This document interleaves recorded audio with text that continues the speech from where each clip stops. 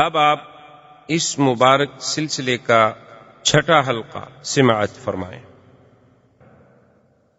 کو بھلائی کا حکم کرو اور برائی سے روکو، ورنہ تو تم مسلمان نہیں بن سکتے۔ اب سیدنا صدیق رضی اللہ تعالی عنہ چلے، حضرت عثمان کے پاس آئے، ان پہ اسلام پیش کیا، فاسلم عثمان، حضرت عثمان بھی مسلمان ہو گئے۔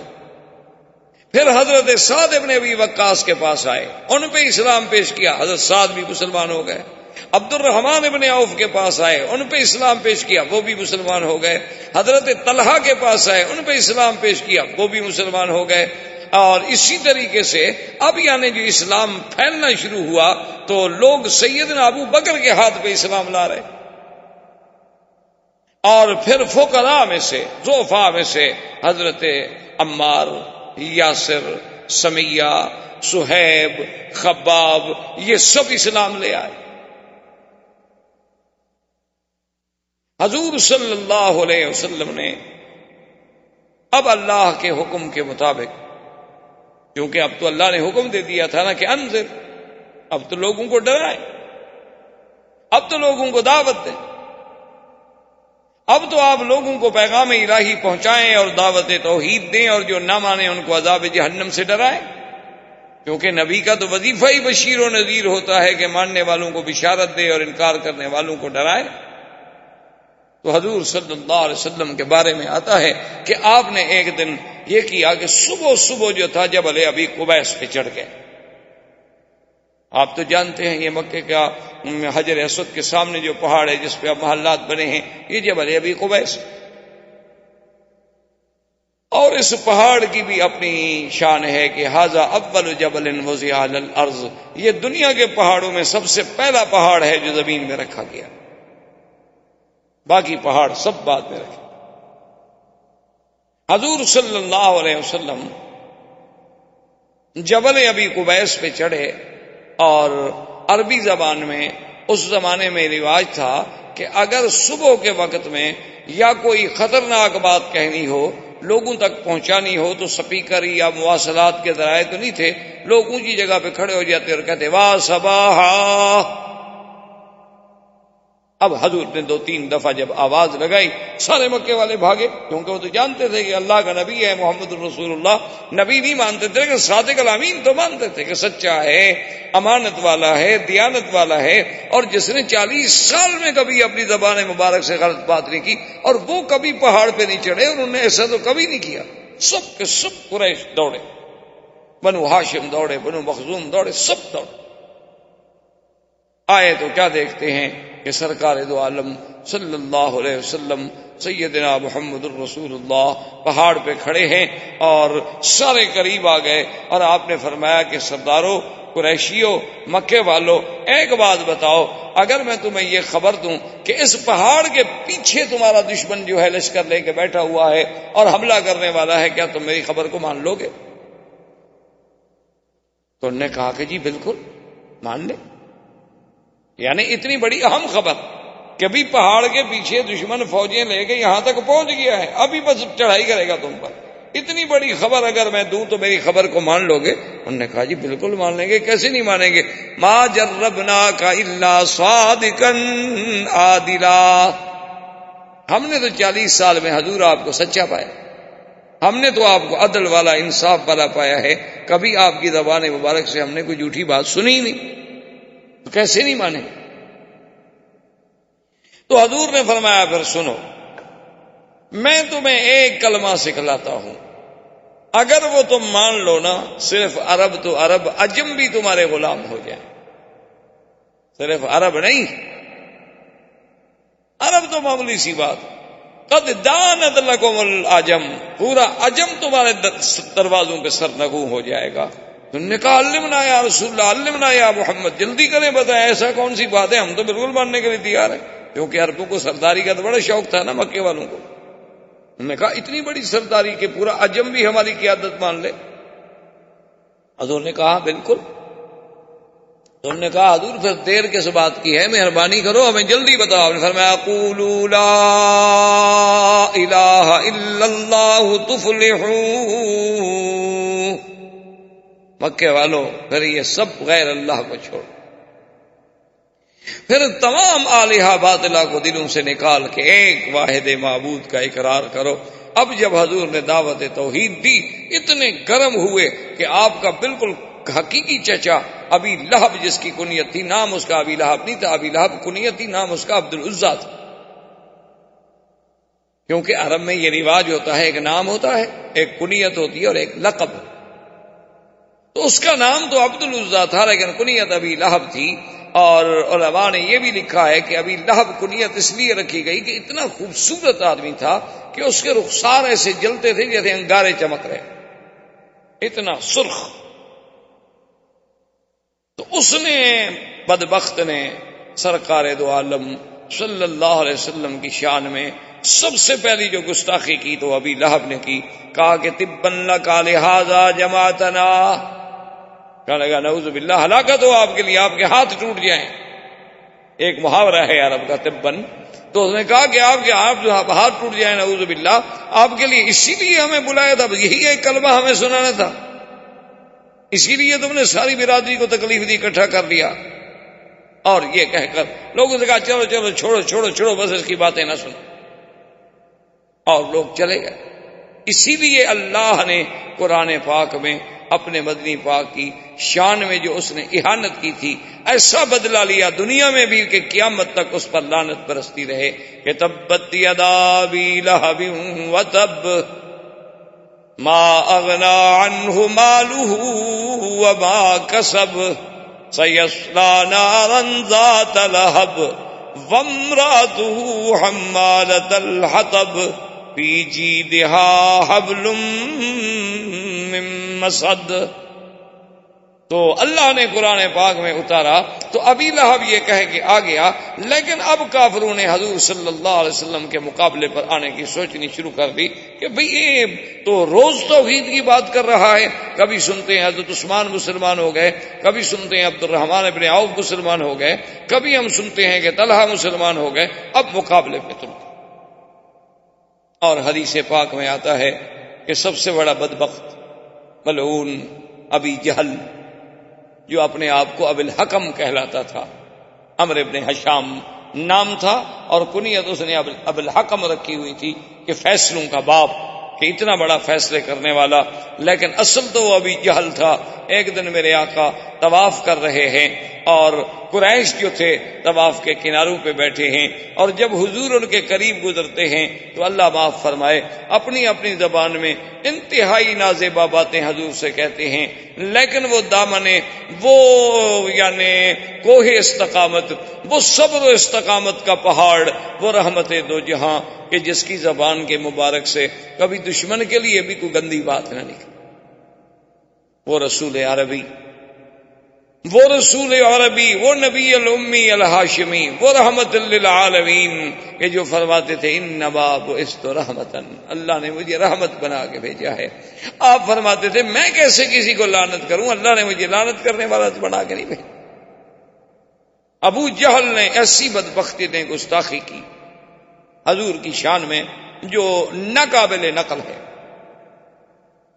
اللہ اکبر، اور حضور کوئی جواب نہیں دے، حضور صلی اللہ علیہ وسلم سنتے ہیں اور اپنے طواف۔ آخر ابو جہل نے سامنے آ کر دھمکی دی، ایک عورت دیکھ رہی تھی، اسے احساس ہوا کہ اب یہ قریش اتنے گرم ہیں، معلوم ہوتا ہے کہ یہ لازماً حضرت محمد الرسول اللہ صلی اللہ علیہ وسلم کو تکلیف پہنچائے، تو اب عورت بیچاری مقابلہ تو نہیں کر سکتی۔ ایک روایت مبارک میں آتا ہے کہ اس عورت نے جا کے سیدہ فاطمہ الزہرا سے کہا، اور بی بی فاطمہ الزہرا جب آئی اس نے دیکھا کہ میں بھی ایک عورت کا کیا مقابلہ کروں، تو انہوں نے جا کے حضرت صدیق کو خبر دی، اور حضرت صدیق آئے اور کافروں کے اور حضور کے درمیان میں آ کے دیوار بنی۔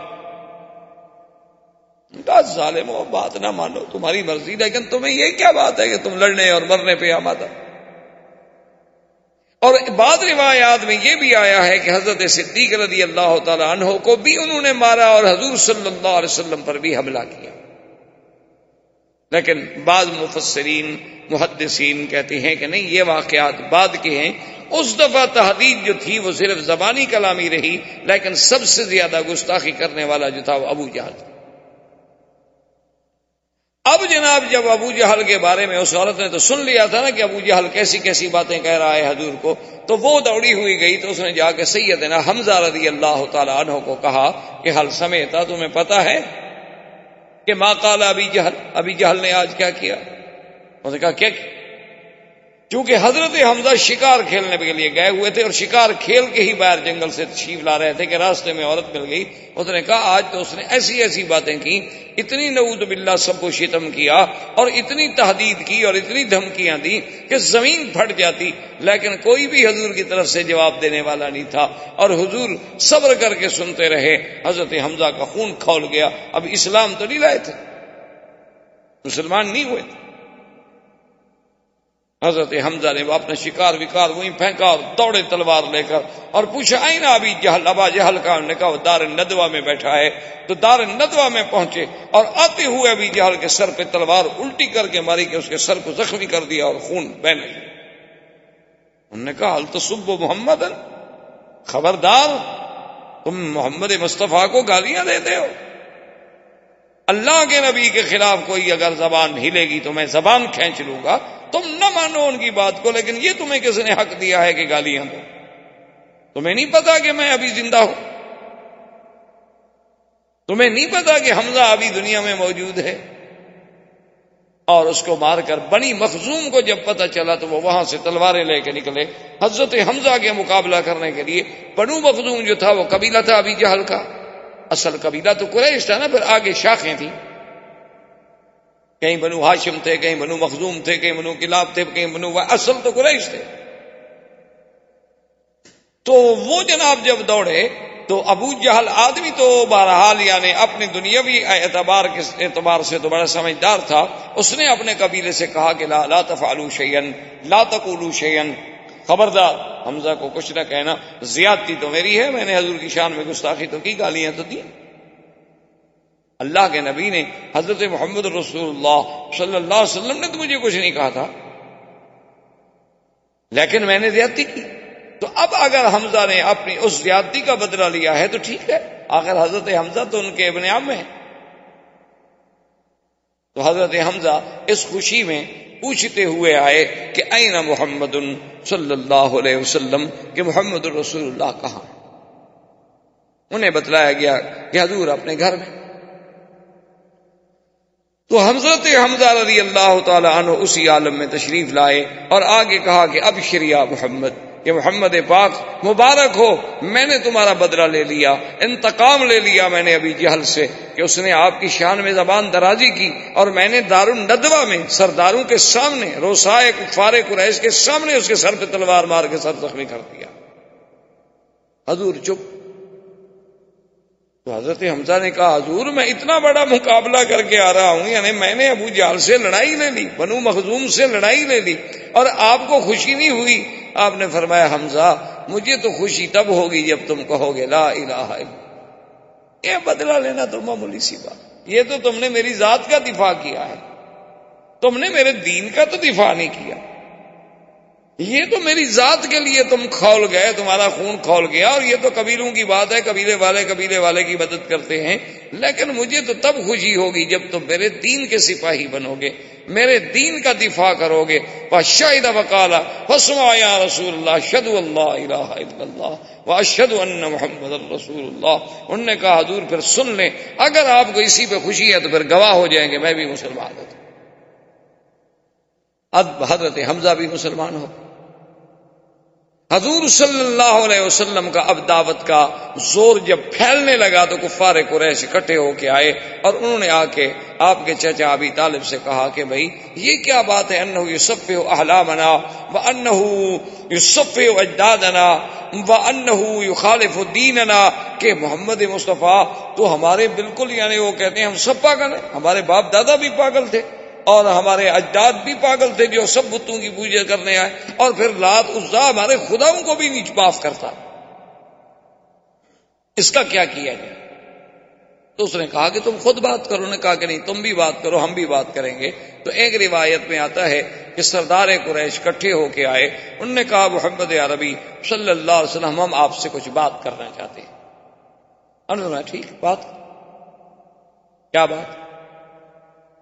انہوں نے نے کہا بات یہ ہے کہ یہ جو آپ نے ایک نیا دین پیش کیا ہے، ہمارے آباء و اجداد نے تو آج تک ایسی باتیں نہیں سنی، ہم تو یہی دیکھتے آئے، لات عزیٰ دیکھتے آئے، عبد المطلب بھی انہی کو دیکھتا آیا، اور بھی سارے اسی کو دیکھتے آئے، اسی طرح ان کے چڑھاوے چڑھتے رہے، ان کے چرنوں میں قربانیاں ہوتی رہیں، جانور ذبح ہوتے رہے، اور اب آپ نے آ کر یہ سارے دین کو ہی الٹ پلٹ کر کے رکھ دیا ہے۔ تو آپ مجھے بتائیں، کہیں کوئی آپ کو تکلیف تو نہیں؟ آپ پر کسی جن کا اثر تو نہیں؟ اگر ایسی بات ہو تو ہم آپ کو فلاں فلاں آدمی کے پاس لے جاتے ہیں اور آپ کا علاج کراتے ہیں۔ اور دوسری بات یہ ہے کہ یا رسول اللہ، اگر آپ کو یہ خیال ہو کہ ہم ایک نئی بات پیدا کر کے میں شہرت حاصل کروں اور میں لیڈر بن جاؤں اور مکے کی مجھے حکومت و سلطنت مل جائے، تو ہم مکے کی سلطنت آپ کو ویسے دینے کے لیے حاضر ہیں، آپ ہمارے سردار بن جائیں، ہم آپ کے غلام بننے کے لیے تیار ہیں۔ اور تیسری بات یہ ہے کہ آپ کسی بڑے گھر میں اگر شادی کرنا چاہتے ہوں، کیونکہ جب شہرت ہوتی ہے تو پھر بڑے گھر کی لڑکیاں بھی شادی کر لیتی، پھر جو ہے شہرت کے بعد پھر دولت والت کو نہیں دیکھا جاتا۔ دیکھا نہیں آج کل آپ نے کہ جیسے شہرت ہو چاہے برائی کی ہو، بڑے سے بڑے خاندان کی لڑکیاں جو ہیں وہ شادی کر لیتی۔ تو اگر آپ کو کسی ایسی بات کی تمنا ہے تو آپ اشارہ تو کریں، آپ اشارہ تو کریں مکے کے کس خاندان کا، ہم تو ہر لڑکی قربان کرنے کے لیے تیار ہیں۔ جب سب بات کہتے رہے تو رحمت دو جہاں سنتے رہے۔ یہ بھی تو ایک ادب تھا، یہ بھی تو ایک مقام تھا کہ دشمن کی ہر بات پہ فوراً نہیں ٹوکا، بلکہ الف سے لے کر یہ تک بات سنی، اور اس کے بعد آپ نے فرمایا اور کچھ کہنا؟ انہوں نے کہا کہ نہیں جی، ہم تو آپ کو ساری باتیں کہہ چکے کہ آپ کو علاج کرانا ہے تو ہم حاضر ہیں، آپ کو جن کا اثر ہے تو جن نکالنے کے لیے ہم حاضر ہیں، آپ کو دولت چاہیے تو ہم دینے کے لیے حاضر ہیں، مکے کی سرداری چاہیے تو سردار ماننے کے لیے حاضر ہیں، کسی اعلیٰ نسل کے خاندان میں شادی کرنی ہے تو ہم بچیاں دینے کے لیے تیار ہیں، اور بتائیں کیا کریں، بس مہربانی کرو ہمارے خداؤں کی برائی چھوڑ۔ یہ حضور کا وہ تاریخی جواب ہے جو آج تک صفحات سیرت میں سورج کی طرح چمکتا ہے۔ حضور پاک نے فرمایا مکے والوں سنو، لو وضعونی الشمس فی یمینی والقمر فی یساری، آپ نے فرمایا مکے والوں سنو، اے قریشیوں سنو، اگر تم سورج لا کر میرے داہنے ہاتھ پہ رکھ دو اور چاند لا کر میرے بائیں ہاتھ پہ رکھ دو، میں ان کو تو ٹھوکر مار سکتا ہوں لیکن اللہ کی توحید کی دعوت نہیں چھوڑ سکتا۔ یہ میں نے پیسوں کے لیے مشن شروع کیا، یہ تو اللہ کا حکم ہے۔ مانا یہ تھا کہ اگر ساری دنیا کی شاہی دے دو، دیکھو نا تم بھی تو مثالیں دیتے ہو نا جی کہ برطانیہ کی اتنی بڑی حکومت تھی کہ ان کی حکومت میں سورج نہیں ڈوبتا تھا، مانا یہ ہے سورج نہ ڈوبنے کا، یعنی ملک اتنا بڑا تھا کہ ایک جگہ غروب ہو رہا ہے دوسری جگہ طلوع ہو رہا ہے، مانا یہ تھا۔ تو اسی طرح مقصد یہ تھا، ورنہ سورج لا کے کون رکھ دیتا؟ مقصد یہ تھا کہ اگر تم مجھے چاند سورج جہاں تک چمکتا ہے وہ ساری شاہی مجھے میرے حوالے کر دو، اور مجھ سے کہو کہ میں یہ کام چھوڑ دوں تو میں یہ کام نہیں چھوڑ سکتا، کیونکہ میں تو اللہ کا نبی ہوں اور اللہ کے احکام کا پابند ہوں۔ اب اور مخالفتوں کا آغاز شروع ہوا۔ اب لوگوں نے کہا کہ کریں کیا، اور ساتھ ان کو یہ تکلیف ہوتی کہ عجیب بات یہ ہے کہ جو بھی حضور کے قریب جاتا ہے وہ فوراً مسلمان ہو جاتا ہے، جو نفرت ہے قریب نہیں جاتا، کیونکہ آپ اگر اینک پہن لینا جی سرخ شیشے والی تو پورا علاقہ آپ کو سرخی نظر آئے گا، اور سبز پہنے تو سبز نظر آئے گا۔ جب آنکھوں پہ بغض کی اینک چڑھی ہو پھر تو نبی کا نبوت بھی سمجھ نہیں آتی نا۔ تو انہوں نے کہا کہ جی اب کیا کریں، سمجھ نہیں آتی یہ بات کیا ہے، آخر حضور کے پاس نہ تو پیسہ ہے اور نہ حضور کے پاس کوئی بہت بڑی قوت ہے، طاقت ہے، عمار ہے، یاسر ہے، بی بی سمیہ ہے، صہیب ہے، خباب ہیں، ابی ذر ہیں، غریب لوگ ہیں، غلام ہیں۔ تو اس کے باوجود آخر حضور کی بات کا اتنا اثر کیا ہے؟ تو ایک دن سارے سردار بیٹھے تھے، کہنے لگے کوئی حل کریں کہ مسئلہ کیا ہے؟ تو ولید ابن المغیرہ نے کہا کہ ایسا کرو تم مجھے چھوڑو، میں جا کے بات کرتا ہوں اور پھر میں آگے تمہیں حقیقت بتلاتا ہوں کہ حقیقت کیا ہے۔ یہ ولید ابن المغیرہ وہ ہیں جو حضرت خالد کے بعد، اور یہ قریش مکہ کا بہت بڑا سر۔ اور دولت کے اعتبار سے بھی بہت بڑا آدمی تھا اس زمانے میں. مکے سے لے کر طائف تک اس کے باغات تھے اور زمینیں تھیں اور پیسہ تھا. اسی لیے وہ بڑی فخر کرتا تھا انا الولید ابن الولید، میں اکیلا ہوں دنیا میں. تو وہ آیا حضور کی خدمت میں، آ کے بیٹھ گیا. کہنے لگا حضور میں نے آپ سے باتیں کرنی ہیں. اور فرمایا بتاؤ کیا بات. اس نے پھر وہی ساری باتیں دہرائی کہ جی آپ کیوں ہمیں جھوٹا کر رہے ہیں، آپ کیوں ہمارے خداؤں کی تذلیل کر رہے ہیں. حضور سنتے رہے. جب بات ختم ہو گئی حضور نے فرمایا ولید تم نے بات ختم کر لی؟ تو ولید نے کہا کہ ہاں یا محمد میں نے بات ختم کر لی. آپ نے فرمایا اچھا بیٹھو اب میری بات بھی سن. حضور صلی اللہ علیہ وسلم نے اللہ کے قرآن کی سورت فصلت پڑھی. جب حضور نے قرآن پڑھنا شروع کیا تو اس آیت میں، ان آیات میں ایک آیت یہ بھی تھی کہ کیا تم اس مقام پر جانا چاہتے ہو کہ جیسے قوم عاد پہ اللہ کا عذاب آیا تم پر بھی آئے. جب یہ آیت اس نے کہا ناشدتک باللہ وبالرحم یا محمد، تمہیں اللہ کی قسم، تمہیں ہماری رشتہ داری کی قسم، بس کریں میں نہیں برداشت. اور وہاں سے ولید دوڑا اور سیدھا گھر. وہ ندبے میں قریش وہاں بیٹھے ہیں انتظار کر رہے ہیں اور ولید دوڑا سیدھا گھر. اب قریشیوں نے کہا کہ ہاں صبا ولید. معلوم یہ ہوتا ہے کہ ولید پر بھی اللہ کے نبی کا اثر ہو گیا. دیکھو نا وہ ادھر آنا تھا نا ہمیں جواب دینے کے لیے، ہمارے بجائے وہ گھر چلا گیا. معلوم ہوتا ہے کہ وہ بھی گیا. اب ابو جہل لے کے وہاں پہنچا. اس نے کہا تمہیں کیا ہو گیا؟ کیا تم بھی سبو تھا؟ تم نے بھی دین محمد مصطفیٰ اختیار کر لیا اور باپ دادے کے دین کو چھوڑ دیا؟ اس نے کہا چھوڑو ان باتوں کو، یہ باتیں نہ کرو. تو اس نے کہا کہ جادوگر ہے. اس نے کہا کیا کہتے ہو؟ میں سب سے زیادہ جادو کو جاننے والا ہوں. انہوں نے کہا شاعر ہے. اس نے کہا واللہ انا اعرف بکلام الشعراء، میں زیادہ شعراء کو جاننے والا ہوں. انہوں نے کہا جادوگر بھی نہیں، شاعر بھی نہیں، تو کاہن ہے. انہوں نے کہا چھوڑو کیا کہتے ہو، کاہن گندے پلید رہنے والے لوگ ہیں، محمد عربی کا کہانت سے کیا تعلق ہے؟ اس نے کہا آخر وہ کیا ہے؟ اس نے کہا بات سنو، وہ جو کہتا ہے کہتا سچ ہے. اور جو قرآن اس نے پڑھا ان علیہ لحلاوۃ، خدا کی قسم اس میں ایسی مٹھاس تھی، وَإِنَّ عَلَيْهِ لَتَلَاوَةٌ وَإِنَّ أَعْلَاهُ لَمُثْبِرٌ وَإِنَّ أَسْفَلَهُ لَمُغْدِقٌ. وہ تو ایسا کلام تھا کہ اس نے تو میرا سب کچھ اڑا کے رکھ لیا اور میں تو یہ سمجھا کہ کہیں اب عذاب ہم پر نازل نہ ہو جائے. خدا کی قسم وہ جو کہہ رہا ہے وہ کسی بندے کا کلام نہیں. انہوں نے کہا دیکھا ہم تو کہتے تھے نا اچھا تم بھی تو اب جا رہے ہو نا. انہوں نے کہا نہیں میں نے خیر اپنا دین تو نہیں چھوڑا، لیکن جو بات سچی ہے وہ شاعر نہیں، وہ ساحر ہے. تو اب ابو جہل نے اسے تانے دے کر روکنے کی کوشش کی کہ اس کو غیرت دلاؤ کہ اچھا یار تم تو بڑے سردار بنتے تھے، ایک بات سنی اور تم بھی ختم ہو گئے. نہیں میں اپنے دین پہ قائم. وہ ضد میں آ گیا نا. پھر ابو جہل جانتا تھا کہ اس کی غیرت کو بھارو نہیں ہے تو کیا حد سے یہ بھی مسلمان ہوتا ہے. کیونکہ جو بھی حضور کے قریب جاتا ہے اور جو بھی حضور صلی اللہ علیہ وسلم کے پاس بیٹھتا ہے اور جو بھی سرکار دو عالم کی زبان مبارک سے اللہ کا کلام سنتا ہے وہ تو اسی وقت ختم ہو جاتا ہے. اور کیسے نہ ہو، کلام اللہ کا ہو اور زبان محمد کی ہو صلی اللہ علیہ وسلم. یعنی آپ اندازہ فرمائیں کہ آج صدیاں بیت گئیں، آج ایک اچھا قاری قرآن پڑھے تو انسان کا دل جھوم جاتا ہے. لیکن وہ کتنا خوش نصیب لوگ ہوں گے کہ جنہوں نے خود اللہ کا قرآن بلسان محمد مصطفیٰ سنا ہوگا صلی اللہ علیہ وسلم. وما علینا الا البلاغ.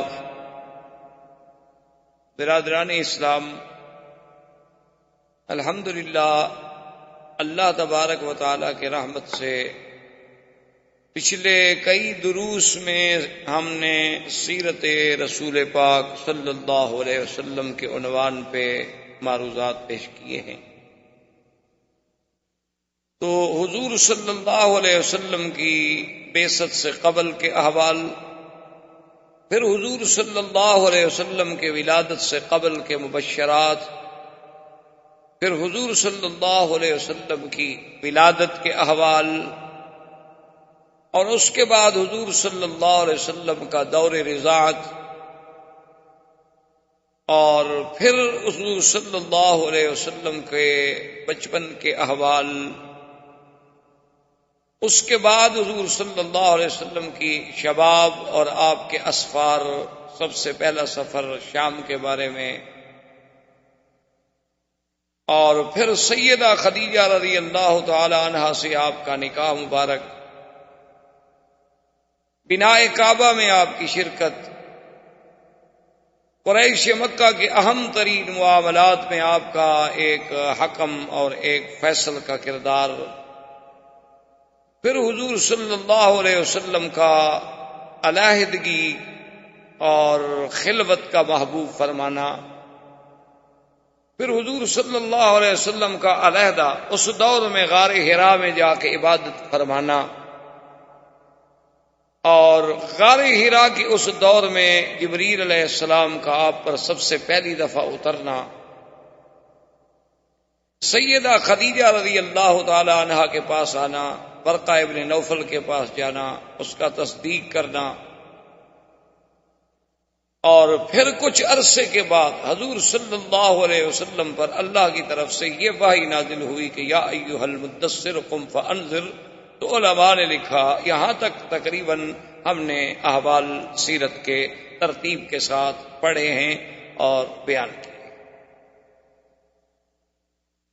تو علماء کرام یہ فرماتے ہیں کہ ہر پیغمبر میں دو اصل میں مقام ہیں، ایک مقام نبوت ہے اور ایک مقام رسالت۔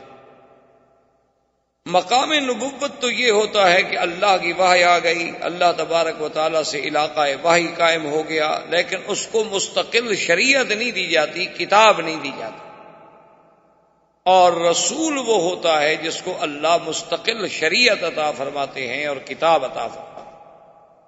تو اس کو یوں سمجھیں کہ ہر رسول تو نبی ہوتا ہے، لیکن ہر نبی رسول نہیں ہوتا۔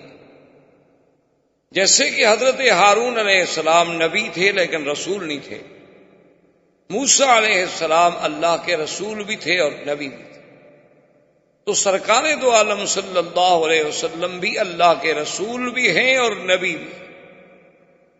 تو اب علماء یہ فرماتے ہیں کہ جب غار حرا میں پہلی آیتیں اتری، اقرا بسم ربک الذی خلق، خلق الانسان من علق، 5 آیتیں جب اتری تو وہ کہتے ہیں نبئ رسول اللہ، یعنی حضور کو نبوت مل گئی کہ اللہ کی وحی کا سلسلہ آپ کے ساتھ شروع ہو گیا۔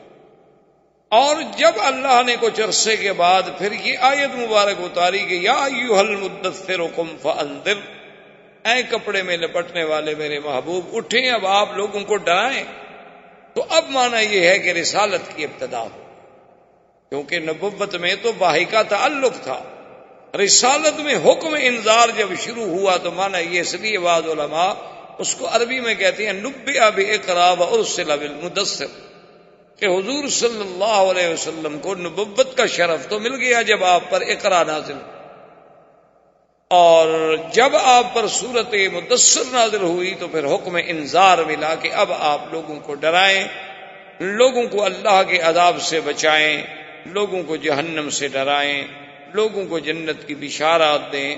تو اب جناب یہ احکام آئے۔ اسی طرح حکم آیا انذر عشیرتک الاقربین، کہ اپنے عزیزوں کو اور اپنے رشتہ داروں کو بھی آپ ڈرائیں۔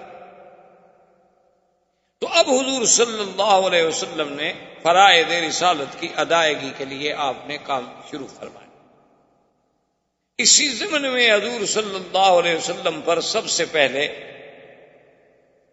ایمان لانے والوں میں، یعنی آپ یوں سمجھ لیں آسانی کے ساتھ، جمہور کے ساتھ، یہ ہے کہ عورتوں میں سب سے پہلے ایمان لانے والی سیدہ خدیجہ الکبریٰ ہیں، اور بچوں میں سب سے پہلے ایمان لانے والے حضرت علی ہیں، اور اسی طرح بڑوں میں سب سے پہلے ایمان لانے والے سیدنا ابی بکر رضی اللہ تعالی عنہ ہیں، اور غلاموں میں سب سے پہلے ایمان لانے والے حضرت زید، حضرت خباب، وہ حضرات ہیں، اور پھر حضرت ابو بکر کی دعوت پر حضرت عثمان، حضرت زبیر، حضرت طلحہ، حضرت عبد الرحمن ابن عوف اسلام لے آئے۔ انہوں نے اسلام قبول کیا لیکن ان کو دعوت دینے والے سیدنا ابی بکر تھے۔ اب حضور صلی اللہ علیہ وسلم کے گھر میں سے آپ کی صرف بیوی نہیں بلکہ آپ کی بیٹیاں بھی آپ پر اسلام لے آئیں، 4 بیٹیاں ایمان لے آئیں، اور جہاں تک حضور کے بیٹوں کا تعلق ہے انہیں تو بڑی عمر ہی نہیں ملی۔ حضور صلی اللہ علیہ وسلم کے بیٹے یعنی قاسم، عبداللہ اور ابراہیم، طیب اور طاہر جو ہے یہ لقب ہے، حضور کے بیٹوں کا نام نہیں ہے۔ حضور صلی اللہ علیہ وسلم کے بیٹے جو ہیں وہ 3 تھے۔ سب سے بڑے بیٹے قاسم تھے، اس کے بعد عبداللہ تھے، اور اس کے بعد ابراہیم تھے۔ یہ عبداللہ جو ہیں ان کو حضور محبت سے طیب پکارتے تھے، اور آپ کی والدہ جو تھی سیدہ خدیجہ وہ آپ کو طاہر کہتی تھی۔ تو یہ آپ کے القاب تھے، لیکن الگ نام نہیں تھے حضور کے بیٹوں۔ اور جہاں تک حضور کی بیٹیوں کا تعلق ہے تو اس میں آپ کی 4 بیٹیاں تھیں، سیدہ زینب، سیدہ رقیہ، ام کلثوم اور بی بی فاطمہ الزہرا رضوان اللہ تعالی علیہن اجمعین۔ تو یہ سب کے سب حضور صلی اللہ علیہ وسلم پر اسلام۔ اب اس کے بعد اللہ تبارک و تعالیٰ کے حکم سے حضور صلی اللہ علیہ وسلم نے اپنے خاندان والوں کو جب دعوت اسلام دی تو بی بی صفیہ اسلام لے آئیں، جو چچی ہیں حضور صلی اللہ علیہ وسلم۔ اور اسی طرح فقراء میں اور ضعفاء میں وہ حضرت بلال رضی اللہ تعالی عنہ، اسی طرح بی بی سمیہ، اسی طرح حضرت عمار، اسی طرح حضرت یاسر، اسی طرح حضرت خباب، اسی طرح حضرت صہیب، یہ سب فقراء اور ضعفاء مکہ کے لوگ تھے جو آپ پر اسلام لے آئے۔ اب حضور صلی اللہ علیہ وسلم کی یہ دعوت کی آواز جب باہر نکلی، کیونکہ یہ اعزاز اور شرف اب جو میرے آقا کو ملا تھا کہ پہلے تو جو بھی پکارتا تھا محمد ابن عبداللہ، محمد ابن عبداللہ، لیکن جب اللہ کی وحی آ گئی، جب آپ کا زمانہ بعثت ہو گیا، تو اب حضور صلی اللہ علیہ وسلم پھر صرف محمد ابن عبداللہ نہیں بلکہ محمد الرسول اللہ ہو۔ تو اب حضور صلی اللہ علیہ وسلم کی جب دعوت کی آواز ذرا باہر جانے لگی تو ایک عجیب واقعہ پیش آیا کہ حضرت ابی ذر رضی اللہ تعالی عنہ، یہ ابی ذر رضی اللہ تعالی عنہ جو ہیں یہ بھی حضور کے بڑے شان والے صحابہ ہیں، اور یہ ان صحابہ میں ہیں جو زہاد تھے، جو بڑے زاہد تھے، بڑے عابد تھے، اور یہ ان لوگوں میں ہیں کہ جو آج کا کھانا کل کے لیے رکھنے کو بھی جائز نہیں سمجھتے تھے۔ یعنی حضرت ابی ذر جو تھے ان کا اتنا اس بات پہ یقین تھا، وہ کہتے تھے کہ مسلمان کو کیا ضرورت ہے کہ کل کے لیے کھانا بچا کے رکھے، کوئی پتہ نہیں ہم کل زندہ بھی رہیں گے کہ نہیں رہیں، تو کیا ضرورت ہے ہم خواہ کھانا رکھیں۔ ان کے نزدیک تو دوسرا جوڑا کپڑے بنانا جو ہے وہ بھی جائز نہیں تھا۔ تو حضرت ابی ذر بڑے عجیب اور بڑے شان والے صحابی گزرے ہیں رضی اللہ تعالی عنہ۔ ان کا اسلام بھی شان والا اور ویسے بھی شان والے کہ ایک دفعہ حضور صلی اللہ علیہ وسلم غزوہ میں جہاد میں تشریف لے گئے تو حضرت ابی ذر پیچھے رہ گئے، یعنی حضور کے ساتھ سفر نہ کر سکے۔ تو حضور کو بڑی تمنا تھی کہ ابی ذر رہ گئے، کیونکہ حضور کے ساتھ جہاد میں جانا کوئی معمولی سا شرف تو نہیں ہوتا تھا کہ جن لوگوں کو جہاد نصیب ہو اور بس صحبت محمد الرسول اللہ صلی اللہ علیہ وعلا آلہ وسلم۔ تو حضور صلی اللہ علیہ وسلم نے 1-2 دفعہ اپنے صحابہ سے بھی پوچھا کہ بھئی ابی ذر نہیں آئے، تو اب صحابہ کہیں کہ حضور وہ تو نہیں آئے۔ پھر حضور نے کچھ وقفے کے بعد پوچھا کہ اچھا ابی ذر نہیں آئے، تو صحابہ نے کہا کہ حضور وہ تو رہ گئے، خدا جانے کیا وجہ ہے، وہ تو سفر نہیں کر سکے اس دفعہ۔ تو پڑاؤ کر کے آپ کا قافلہ بیٹھا ہوا تھا، صحابہ آپ کے ارد گرد بیٹھے ہوئے تھے، دور سے غبار اڑتی ہوئی نظر آئی جیسے کہ کوئی ایک سوار آ رہا ہو۔ تو حضور نے جب نظر ڈالی دور تھے، ابھی کچھ نظر نہیں آ رہا تھا، صرف غبار اڑتی ہوئی نظر آ رہی تھی۔ تو آپ نے فرمایا کن ابا ذر، کہ خدا کرے تو ابو ذر ہو، یعنی آنے والا جو ہے خدا کرے تو ابی ذر ہو۔ تھوڑی دیر گزری تو جا ابی ذر، حضرت ابی ذر حاضر ہو گئے۔ حضور نے فرمایا کہ ابی ذر تم عجیب آدمی ہو، قافلہ چلا آیا اور تم اکیلے رہ گئے۔ تو ابا ذر آپ نے فرمایا کہ تحیا وحدہ تعیش وحدہ وتموت وحدہ، کہ ابو ذر اچھا تمہاری زندگی عجیب ہے کہ اب تو معلوم یہ ہوتا ہے کہ تم زندہ بھی علیحدہ رہو گے، زندگی بھی علیحدہ گزارو گے، اور موت بھی تمہیں علیحدگی میں آئے گی۔ حضور صلی اللہ علیہ وسلم کی زبان مبارک سے یہ لفظ نکل گئے۔ اب اللہ کے نبی کی زبان سے جو بات نکلے تو اللہ تو اس کو پورا فرما ہی دیتے ہیں۔ تو خدا کی شان یہ ہے کہ ابو ذر رضی اللہ تعالیٰ عنہ اپنے زہد کی وجہ سے سب سے الگ الگ تھلگ ہوتے تھے، حتیٰ کہ حضرت عثمان کے زمانے میں حضرت عثمان نے آپ کی آ کے منت کی انہوں نے کہا حضرت ابی ذر آپ ناراض نہ ہوں، آپ کا مدینے میں رہنا بڑا مشکل ہو گیا، آپ تو روز فتویٰ دے دیتے ہیں کہ جس نے رات گھر میں روٹی رکھی ہے نعوذ باللہ وہ بھی اسلام سے نکل گیا، جس نے دوسرا جوڑا کپڑے بنائے نعوذ باللہ اس نے بھی اسلام کی مخالفت کی، تو یہ حضرت ہمارے لیے تو بہت مشکل ہے، آپ مہربانی کریں مدینہ منورہ سے باہر ہی کہیں ڈیرا لگائیں۔ تو حضرت ابی ذر مقام ربضہ پہ چلے گئے۔ مدینہ منورہ سے تھوڑا دور فاصلے پر ایک جگہ تھی جس کا نام ربضہ ہے، تو وہاں دیہات میں جا کے اکیلا گھر بنا کے بیٹھ گئے، اور جو بندہ گزرتا اس کو دین کی تبلیغ کرتے رہتے۔ اور اللہ کی شان یہ ہے کہ جب آپ کی موت کا وقت آیا تو بیوی کے سوا کوئی بندہ نہیں تھا، نہ وہاں کوئی بستی تھی نہ آبادی تھی، بس مدینہ شریف سے لوگ آتے تھے، آپ کے لیے کچھ کھجوریں لے آتے تھے، کچھ لے آئے تو آپ نے کھانا وانا کھا لیا، ورنہ بس پانی پر اور چشمے کے پانی پر گزارا ہوتا تھا۔ تو موت کا وقت جب قریب آیا تو بیوی گھبرانے لگی، تو آپ نے فرمایا کہ دیکھو گھبرانے کی بات نہیں، مجھے تو اللہ کے نبی نے دعا کی تھی کہ تم نے علیحدہ ہی رہنا، تو اب اللہ کے نبی کی دعا ہے، میں نے تو علیحدہ رہنا تھا، علیحدہ مرنا تھا، تو لہذا اگر میں مر جاؤں گھبرانے کی کوئی بات نہیں ہے، مجھے غسل دے دینا، اور یہ میری ایک چادر پرانی سی پڑی ہے اس کو میرے اوپر ڈال دینا، کفن بن جائے گا، اور میرے سڑک پر مجھے رکھ دینا اور کہہ دینا، اعلان کر دینا کہ ابھی ذرا حضور کا صحابی فوت ہو گئے، اب اللہ جانے، اللہ کا کام جانے، اللہ چاہیں گے تو کوئی جنازے پڑھنے والا بھیج دیں گے، نہیں تو کوئی جنگل کے جانور آ کے کھا جائیں گے، جب حضور نے فرمایا کہ تم نے علیحدہ مرنا ہے تو ہم نے مرنا تو علیحدہ ہے۔ تو آپ کی زوجہ محترمہ نے آپ کی وصیت کے مطابق آپ کی موت کے بعد آپ کو غسل دیا، کفن دیا، اعلان کیا کہ مات ابی ذر صاحب رسول اللہ صلی اللہ علیہ وسلم، کہ آج حضور کا وہ ساتھی، حضور صلی اللہ علیہ وسلم کا دیوانہ و پروانہ ابی ذر فوت ہو گیا ہے، یا اللہ تو جانتا ہے میں اکیلی عورت ہوں، میں کیا کر سکتا۔ فمر بہا رکب اصحاب رسول اللہ، تو تاریخ میں آتا ہے ابھی تھوڑی سی دیر گزری کہ صحابہ کا ایک لشکر وہاں سے گزرا، انہوں نے دیکھا کہ میت رکھی ہے، یہ کیا مطلب ہے، سڑک پر اکیلی میت ہے۔ فلما سالوا فوجدوا ابا ذر، جب انہوں نے تحقیق کی تو ابی ذر کا جنازہ ملا، تو بڑے خوش ہوئے، جنازہ پڑھا اور وہیں ابی ذر رضی اللہ تعالی عنہ کو دفن کیا۔ تو یہ ابی ذر کی زندگی بڑی عجیب و غریب زندگی تھی۔ تو ابی ذر کہتے ہیں کہ مجھے اطلاع ملی کہ ایک نبی پیدا ہوئے ہیں جس کا نام محمد الرسول اللہ صلی اللہ علیہ وسلم، ان کے بھائی تھے، ان کو انیس کہتے تھے، انس کی تصغیر ہے انیس، تو جیسے سلیم، سلیم، انس، انیس، صحب، صحیب، تو ان کا نام انیس تھا، اور یہ بہت بڑے شاعر، حضرت ابی رضی اللہ تعالیٰ عنہ کے بھائی جو تھے یہ بہت بڑے شاعر۔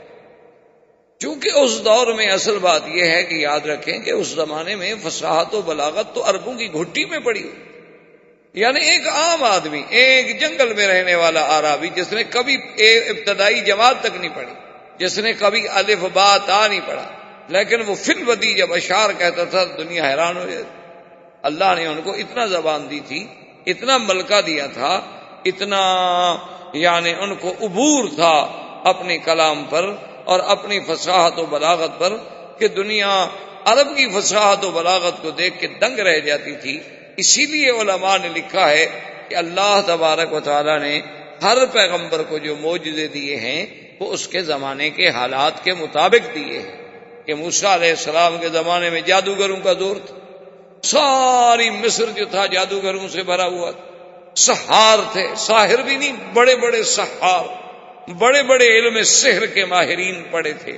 تو اللہ نے موسیٰ علیہ السلام کو ایسے معجزے عطا فرمائے، فوقع الحق وبطل ما كانوا يعملون والقي السحرة ساجدين قالوا آمنا برب العالمین رب موسیٰ وہارون، کہ اللہ تبارک و تعالی نے موسیٰ علیہ السلام کو ایسا معجزہ دیا کہ جب آپ نے عصا ڈالا تو اس عصا نے ان کے سارے اس سحر کو ختم کر دیا، ان کی رسیاں پھٹا کر ڈالیں، تو اب حق واضح ہو گیا، باطل زائل ہو گیا، جادوگر سجدے میں گر گئے اور ایمان لے آئے۔ تو اس لیے اللہ نے ان کو معجزات ایسے دیے تھے کہ جو اس جنس اور اس زمانے کے مطابق یہ دلیل بن سکیں کہ یہ اللہ کا نبی ہے اور اس کا مقابلہ ہم نہیں کر سکتے۔ اسی طرح آپ دیکھیں کہ سیدنا عیسیٰ علیہ السلام، آپ کے زمانے میں بڑے بڑے طبیب تھے، آپ کے زمانے میں طب کا بڑا رواج تھا، گو اس وقت ہی آپ کی ایلوپیتھی رائج نہ ہوئی ہو، کیونکہ ابتدا کے اندر جو ہے زیادہ تر جو تاریخی پرانی کتابیں ملتی ہیں وہ طب آشاب کے ساتھ ہوتی تھی، بوٹیاں شٹیاں، یونانی اطباء گزرے ہیں بڑے بڑے، اسی طرح اطباء عرب گزرے ہیں بڑے بڑے، اور آپ کو تو ہم سے زیادہ پتا ہے کہ جیسے ابن سینا تھا، ارسطو تھا، بقراط تھا، سقراط تھا، یہ بڑے بڑے، جالینوس تھا، یہ بڑے بڑے لوگ گزرے، بعض کے پاس علوم کیمیا تھے، بعض کے پاس علوم ریمیا اور بڑے بڑے علوم تھے۔ تو بہرحال چونکہ وہ طب کا زمانہ تھا تو اللہ نے عیسیٰ علیہ السلام کو ایسے معجزے دیے کہ بھئی وہ طبیب دنگ ہو کے رہ گئے کہ یہ کیا طب ہے کہ ایک آدمی ماں کے پیٹ سے اندھا پیدا ہوتا ہے اور کوئی آپریشن نہیں، کوئی محنت نہیں، کوئی اسپتال نہیں، بس ہاتھ لگایا اور بسم اللہ کہا اور آنکھیں کھل گئی، بس روشنی آ گئی۔ یہ کمال ہے کہ ایک آدمی برس کے داغ، یعنی آپ دیکھیں کہ آج دنیا کتنا علوم میں ترقی کر چکی ہے، لیکن ابھی تک کوئی ایسی دوا ایجاد نہیں ہوئی کہ برس ختم ہو۔ تو حضرت تو صرف ہاتھ پھیرتے تھے، دوا لگانے کی بھی ضرورت ہے، ابر الابرا والأکمہ والابرص، کہ اندھا ہے اور کوڑی ہے اور برس والا ہے، بس ہاتھ پھیرا وہ ٹھیک ہو گیا۔ تو اس لیے وہ معجزات اس زمانے کے مطابق۔ اور میرے آقا رحمت دو جہاں، سرکار دو عالم، سیدنا محمد الرسول اللہ صلی اللہ علیہ وسلم کی بعثت کا جب زمانہ آیا تو اب دنیا اپنی معراج پہ پہنچ چکی تھی، یعنی وہ انسانیت جو ایک ابتدائی زمانہ طفولیت سے آدم علیہ السلام کے زمانے سے شروع ہوئی، اب وہ طفولیت، اب گویا وہ رضاعت، اب گویا وہ شباب، اب گویا وہ بچپن، اب وہ ساری ادوار گزار کے حضور کے زمانے میں پوری انسانیت اپنے مقام معراج پہ آ گئی تھی۔ اور فصاحت و بلاغت کا یہ عالم تھا کہ شعراء عرب اپنے کلام کو لے کے اللہ کے کعبے پہ لکھ کے لٹکا دیتے تھے کہ کوئی ہے مائی کا لال جو ہمارے اس بحر میں لکھے، ہمارے اس رجز کا جواب دے، ہماری اس نثر کا مقابلہ کرے، ہماری اس نظم کا مقابلہ کرے۔ تو اس لیے قصائد معلقہ آج بھی ہماری کتابیں جو ہیں معلقات سبع معلقہ کے نام سے، وہ سبع معلقہ کیا تھے کہ مختلف شعراء نے لکھ کے لٹکا دیے تھے کہ اس کا مقابلہ کریں۔ تو اب چونکہ یہ فصاحت و بلاغت کا دور تھا، زمانے میں اتنی فصاحت و بلاغت تھی کہ جب عرب بات کرتے تھے تو حیرت ہوتی تھی ان کی بات سے، یعنی آپ ان کی فصاحت و بلاغت اور ان کی جزالت اور ان کا نئے سے نئے انداز میں گفتگو کرنا، یہ چیزیں جو تھی، اور بڑا اشارات و کنایات، اللہ نے اپنے نبی کو ایسا معجزہ دیا قرآن کہ تمام دنیا کے فصحاء و بلغاء جو تھے وہ دنگ رہ گئے، کوئی ہمت نہ کر سکا کہ اللہ کے قرآن کے مقابلے پہ آئے۔ یعنی آپ دیکھیں ان کے یعنی فہم کا عالم، کہ ایک قیس شاعر گزرا ہے، ایک تو امراء القیس تھا نا، ایک اور شاعر تھا قیس، وہ گزرا، بادشاہ غصے میں آ گیا، اس کی بڑی لمبی چوڑی کہانی ہے۔ تو غصے میں آنے کے بعد بادشاہ نے اس کو بلوایا اور سزائے موت جاری کی۔ بہرحال بادشاہ سزائے موت جب دے دی، اس کو پکڑ کے جب لے جا رہے تھے موت کے لیے، تو جو اس وقت سپاہی ہے جو کچھ سیف تھے، تو انہوں نے کہا کہ دیکھو تم ابھی مر جاؤ گے، ہم تمہیں پھانسی دے دیں گے، لیکن اگر تمہاری کوئی وصیت ہے، کوئی پیغام ہے تو وہ دے دو، اور تو ہم کچھ نہیں کر سکتے، لیکن ہمارے ہاں بھی یہ رواج ہے کہ آخری وصیت پوری کی جاتی، تو آپ ہمیں کوئی پیغام دے دیں۔ انہوں نے کہا میں نے کیا پیغام دینا ہے، شاعر آدمی ہوں، نہ میری کوئی اتنی بڑی برادری ہے، میری تو صرف 2 لڑکیاں ہیں اور فلاں شہر میں رہتی ہیں، اور کبھی آپ لوگوں کا وہاں آنا جانا ہو تو بس ان کو اتنا کہہ دیجئے گا کہ یا ابنتا قیس ان اباکم، بس۔ انہوں نے کہا دیکھو بیچارہ موت کی وجہ سے سٹیا گیا، دماغ چل، یہ کیا پیغام ہوا بھی یا ابنتا قیس ان اباکما، کہ اے 2 قیس کی بیٹیاں تحقیق تمہارا باپ کیا ہوا ہے، یہ کیا پیغام ہے بھائی؟ تو انہوں نے کہا اچھا ٹھیک ہے پہنچا دیں گے۔ انہوں نے کہا اب یہ تو مر رہا ہے، جان چھوڑے، وہ مر گیا، پھانسی دے دی گئی، ختم ہو گیا۔ مدتیں گزر گئیں، سال 2 سال جتنے گزرے، اتفاق سے وہ 2 سپاہی یعنی اتفاقاً اس گاؤں میں گزرے جس گاؤں میں وہ قیس رہتا تھا، تو ان کے دماغ میں بات یاد آئی۔ انہوں نے کہا کہ چلو بھائی ہم اس کی وصیت پوری کرنے تو نہیں آئے، لیکن اتفاق سے یہاں آئے ہوئے ہیں، تو اب اسی بستی میں رہتے ہوئے اگر ہم ایک پیغام اس کو دے دیں تو کیا مشکل ہو جائے گا؟ انہوں نے کہا دے دیں۔ انہوں نے آگے پوچھا بھی یہاں کوئی قیس نامی شاعر تھا؟ انہوں نے کہا ہاں۔ انہوں نے کہا اس کی کوئی اولاد؟ نے کہا اس کی 2 بیٹیاں ہیں، وہ بیچارے غریب ہیں، بکریاں شکریاں چرا رہی ہوں گی فلاں جگہ پر۔ تو انہوں نے آپس میں مشورہ کیا، انہوں نے کہا کہ بھئی بات یہ ہے کہ وہ اس کا پیغام تو ہم پہنچا دیتے ہیں، پہلے تو دماغ پہ زور دیتے رہے کہ کیا کہا تھا، اس نے کہا یہ کہا تھا، اس نے کہا یہ کہا تھا، اس کے بعد خیر بہرحال ان کو بات یاد آ گئی۔ انہوں نے کہا پیغام دے دیتے ہیں لیکن اس کی بچیوں کو یہ نہیں بتلاتے ہیں کہ تمہارا باپ جو ہے وہ قتل ہو گیا، بادشاہ نے پھانسی دے دی، لڑکیاں بیچاری روتی رہیں گی، ہم کیوں خواہ ان کو غم میں مبتلا کریں؟ اگر ان کو اطلاع مل چکی ہے تو الگ بات ہے، ورنہ یہ ہے کہ ہم یہ پیغام دے کے چلے جائیں، بعد میں کوئی بتائے گا کہ مر گیا ہے نہیں مر گیا، ہم کیوں بیچاری کو مصیبت میں ڈالیں؟ انہوں نے کہا ٹھیک ہے۔ وہ دونوں آ گئے، وہ بکریاں چرا رہی تھی، ان کو ملے، پوچھا کہ ابنتا کیسے؟ نہ کہا کیا بات؟ انہوں نے کہا تمہارا باپ میرے۔ انہوں نے کہا کہاں، ہم تو باپ کے لیے بہت پریشان ہیں، 2 سال ہو گئے باپ نہیں آئے۔ انہوں نے کہا فلاں شہر میں تھا اور بالکل تندرست تھا اور ٹھیک ٹھاک تھا، تو اس نے ہمیں کہا تھا کہ اگر تم وہاں کبھی جاؤ تو میرا پیغام دے دینا، میں تو کہیں آگے جا رہا ہوں، میرا لمبا سفر ہے، میری 2 بیٹی ہیں، ان کو اتنا بتا دینا کہ یا ابنتا قیس ان اباکم، بس۔ انہوں نے کہا اس کے علاوہ کوئی پیغام؟ نے کہا، انہوں نے کہا تو ایک لڑکی باتیں کرتی رہی اور ایک لڑکی نے پیچھے سے آ کر تلوار سے حملہ کیا اور ایک سپاہی کو قتل۔ جب تلوار ماری تو سپاہی تو مر گیا، دوسرا بھاگ گیا، اس کے پیچھے وہ لڑکیاں بڑی دوڑی لیکن وہ بھاگ گئی۔ اس نے آگے رپورٹ کی، بادشاہ نے پکڑا، وہ لڑکیاں پکڑی گئی۔ انہوں نے کہا تم نے ہمارا سپاہی مار دیا۔ انہوں نے کہا جی ہم نے تو اپنے باپ کا قاتل مارا ہے۔ نے کہا تمہارے باپ کا قاتل ہے؟ بادشاہ کو یاد نہیں کہ وہ تو میں نے سزائے موت دی تھی، کون تھا؟ کیس بھر گیا، روز تھوڑے قصے ہوتے ہیں، سینکڑوں روز کے واقعات آتے ہیں اور گزر جاتے ہیں۔ انہوں نے کہا وہ کیسے؟ انہوں نے کہا جی یہ ایک سپاہی موجود ہے، اس سے پوچھیں کہ اس نے ہمیں پیغام دیا ہے کہ یا ابنتا کیس ان اباکما۔ انہوں نے کہا ہاں جی۔ انہوں نے کہا اس نے اسی میں ہمیں حکم دیا تھا کہ قد قتل وقاتلہ لناکما، کہ تمہارا باپ مر چکا ہے، قتل کر دیا گیا اور قتل کرنے والے تمہارے سامنے کھڑے ہیں، بدلہ لینا ہے تو لے لو۔ تو ہمیں باپ نے اس میں پیغام دیا تھا، اور آپ تحقیق کریں اگر یہ ہمارے باپ کے قاتل نہیں ہیں تو پھر ہم نے زیادتی کی، اور اگر ہم نے اپنے باپ کا خون کا بدلہ لیا ہے تو بادشاہ سلامت، پھر آپ انصاف کریں۔ اگر ہم بچیاں ہیں، عورتیں ہیں، لڑکیاں ہیں، کہاں جاتی پھر ان کو ڈھونڈ رہے ہیں؟ اتفاق سے ہمارے پاس آ گئے تو باپ کے قاتل کو چھوڑ دیتی۔ تو بادشاہ نے جب تحقیق کی تو پتہ چلا کہ سزا تو ہم نے دی تھی لیکن یہی پولیس والے تھے اس کو لے جانے والے۔ تو انہوں نے کہا اچھا ٹھیک ہے، اس کے وارثوں کو ہم دیت دے دیتے ہیں، اور بچیوں کو کہا کہ تم چلی جاؤ۔ تو یعنی اندازہ یہ ہے کہ ایک لفظ سے اگلا پیغام سمجھ لینا، تو یہ کوئی معمولی بات نہیں ہوتی۔ یہ فصاحت و بلاغت جو ہے یہ بھی اللہ کی ایک دین ہے، ہر کسی کو نہیں ملتی۔ آپ کے ہاں بھی، آپ کی تاریخ ہند میں بھی بڑا ایک مشہور واقعہ گزرا ہے نا جی، کہ شہنشاہ ایران اس زمانے میں، جب وہ آج سے یعنی صدیوں پہلے، تو اس کے بیٹھے ہوئے ایک شاعر نے، یا کہتے ہیں کہ شہنشاہ ایران نے خود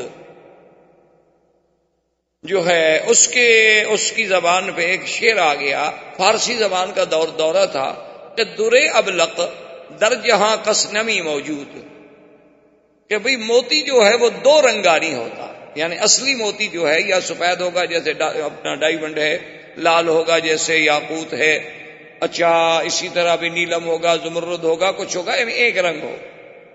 درے ابلق، ابلق کہتے ہیں نا جیسے گھوڑا ابلق ہوتا ہے جس میں 2 رنگ ہوتے ہیں، سفید ہے اور سرخ ہے، سفید ہے اور سیاہ ہے۔ تو اس نے کہا کہ درے ابلق در جہاں قسنمی موجود، کہ دنیا میں موتی جو ہے وہ 2 رنگا نہیں۔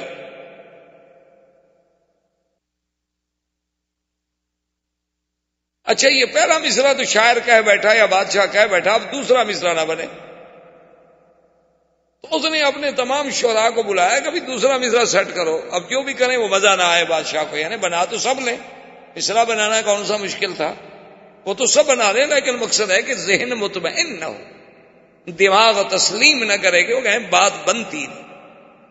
تو بہرحال شہنشاہ ایران سے بھی نہ بنا اور اس کے شعراء سے بھی مصرع ایسا نہ بن سکا جو بادشاہ کو مطمئن کر سکے۔ تو اس نے اس دور میں ہندوستان کے بادشاہ کو لکھا کہ میرے شعراء نے، ایک شاعر نے یہ کہہ دیا، ایک مصرع اور دوسرا مصرع کوئی اپیل نہیں کرتا ہمارے ذہن کو، اگر ہندوستان میں کوئی فارسی کہنے والے شاعر ہوں تو مہربانی کر کے اس کا دوسرا مصرع مرتب کروا دیں گے، درے ابلغ در جہاں کس نمی موجود۔ تو اب بادشاہ نے اپنے شاعروں کو بلایا، اچھا انہوں نے بھی کوئی مشرے گھڑے بنائے، وہ بادشاہ کو بھی تسلی نہ ہو۔ بادشاہ کہے بات دل کو نہیں رکھتی۔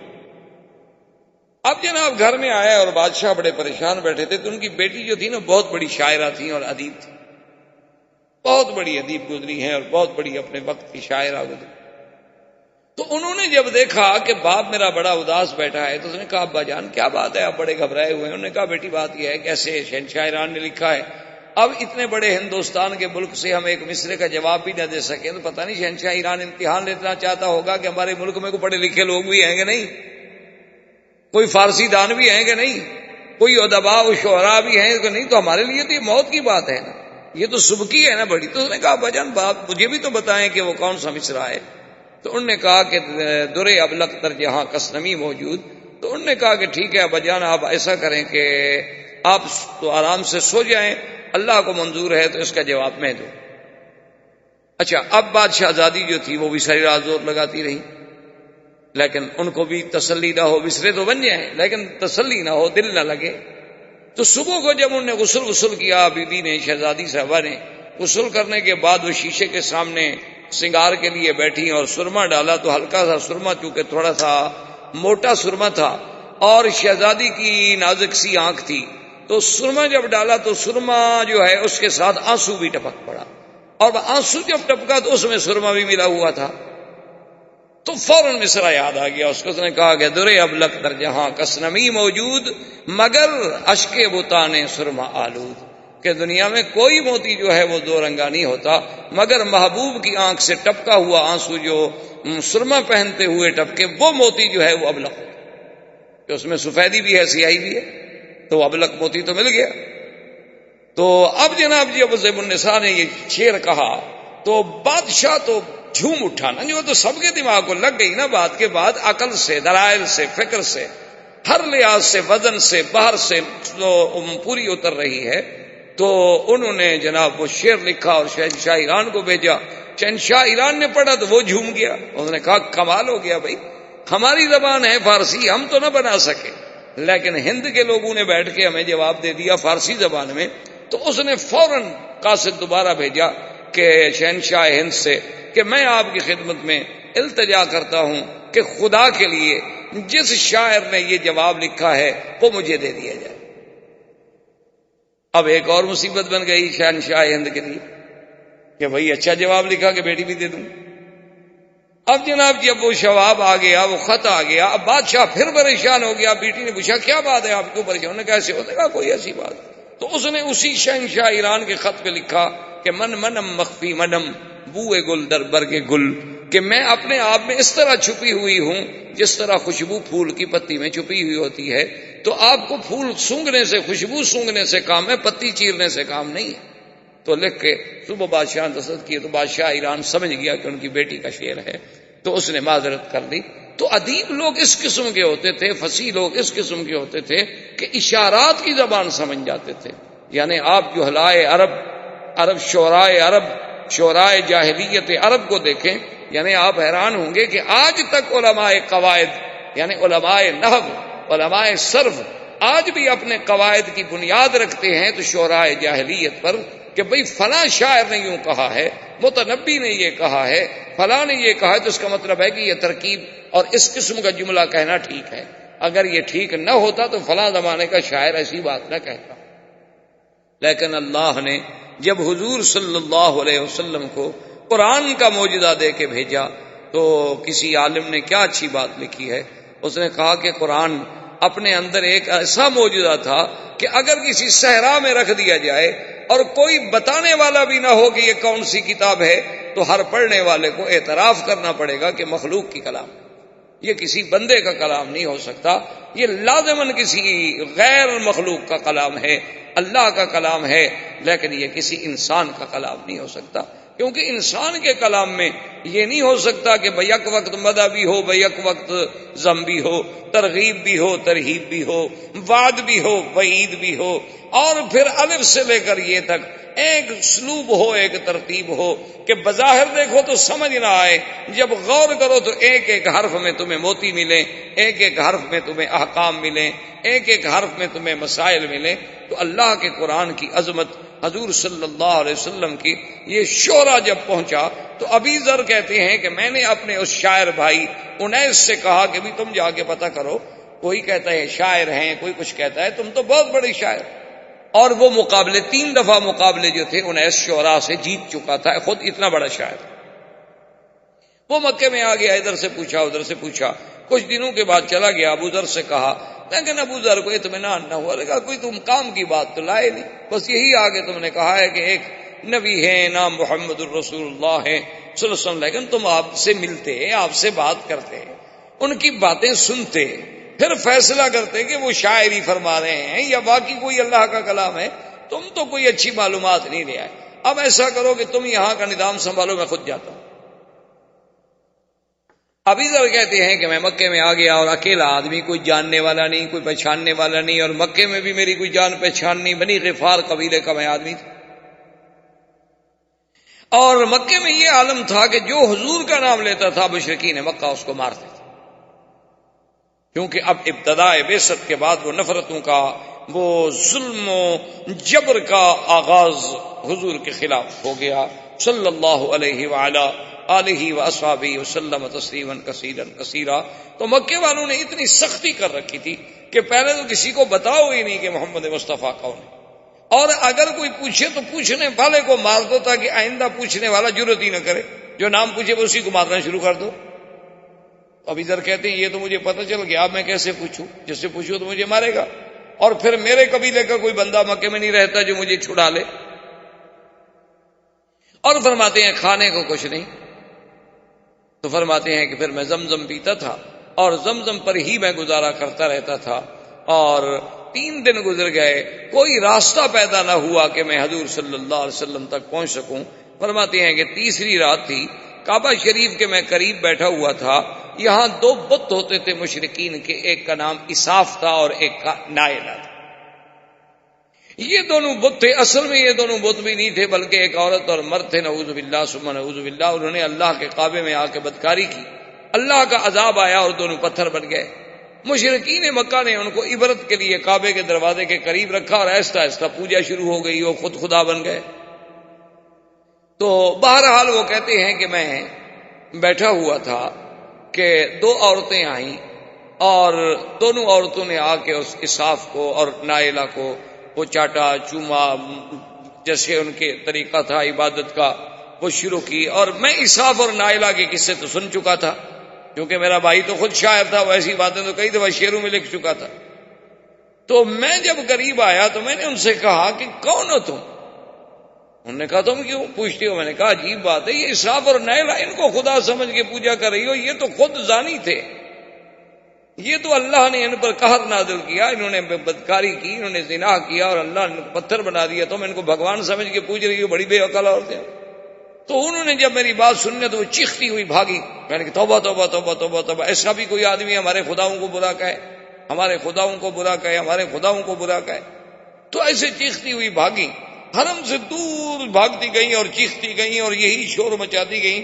اور آگے آنے والے کون تھے؟ سیدنا محمد الرسول اللہ صلی اللہ علیہ وسلم اور حضرت ابی بکر رضی اللہ تعالی عنہ۔ حضور صلی اللہ علیہ وسلم نے حضرت صدیق سے فرمایا بھی عورتوں کو روکو، کیا بات ہے، کیوں چیخ رہی ہیں، کیوں رو رہی ہیں، کیا بات ہے، ان پر کوئی ظلم ہوا؟ تو حضرت صدیق نے روکا اور پوچھا، انہوں نے کہا جی اور کی بات ہے، اللہ کے کعبے میں آدمی کھڑا ہے اور ہمارے خداؤں کو گالیاں دیتا ہے۔ انہوں نے کہا کون سے خدا؟ انہوں نے کہا اسراف و نائلہ کو گالیاں دے رہا ہے۔ تو انہوں نے فرمایا اچھا تم جاؤ، اور آپ نے فرمایا ابو بکر چلو دیکھو تو صحیح، پھر وہ آدمی تو گویا ہمارے کام کا ہوا نا، کیونکہ وہ تو جب ان کو نہیں مانتا تو اس کا معنی یہ ہے کہ اس کے دماغ میں کوئی توحید کا خلل تو آیا ہوا ہے۔ تو فجاء ابی بکر فجاء رسول اللہ صلی اللہ علیہ وسلم، حضرت ابی ذر کہتے ہیں کہ آقا بھی اور حضرت صدیق بھی دونوں میرے پاس تشریف لائے، اور میں اسی جگہ کعبۃ اللہ کے قریب بیٹھا ہوا تھا۔ میں نے پوچھا تو آپ نے کہا کہ اچھا تم اسحاق اور نائلہ کو برا کہہ رہے تھے. اس نے کہا کہ جی ہاں میں کہہ تو میں رہا تھا, آپ کون ہیں؟ فریا رسول اللہ, حضور بڑے خوش فرمائے انا محمد الرسول اللہ, میں ہی وہ اللہ کا بھیجا ہوا رسول ہوں.